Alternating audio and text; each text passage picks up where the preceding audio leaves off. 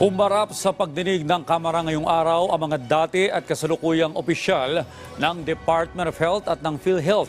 Bahagi ito ng budget briefing ng Kamara at para talakayin ang iba't ibang usapin gaya ng nagdaang pandemya. Si Mela Lesmora sa sentro ng balita. Mela?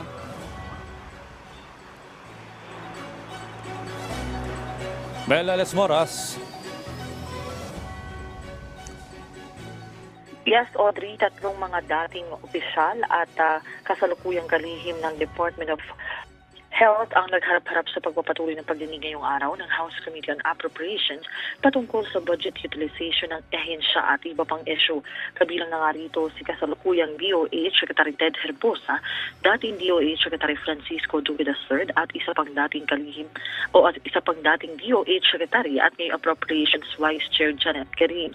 Umarap din sa pagdinig ang mga dati at kasalukuyang opisyal ng Philippine Health Insurance Corporation, kabilang na sina PhilHealth and CEO Emmanuel Ledesma Jr. at dating namuno nito na si Retired General Ricardo Morales.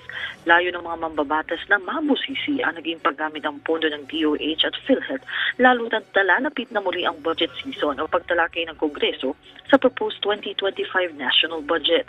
Isa sa mga pangunahing gumisa sa mga ahensyang humarap, si Congresswoman Garin, malapit daw kasi sa puso niya ang ahensya kaya't nais niyang nasa tamang direksyon ito.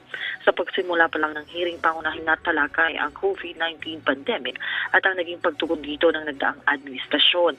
Isa sa mga inirereklamo ng mga mambabatas ay ang napakamahal umanong COVID-19 testing noong simula ng pandemic.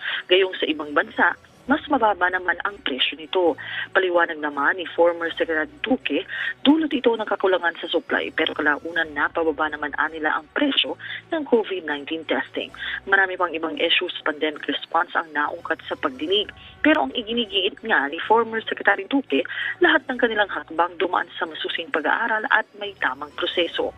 Paalala naman ng mga kongresista sa kasalukuyang administrasyon ng DOH at PhilHealth na way magsilbing aral ang mga issue noong nagdaang administrasyon para mapagbuti pa ang kanilang mga hakbang at serbisyo, lalo na pagdating sa paggamit ng pambansang pondo.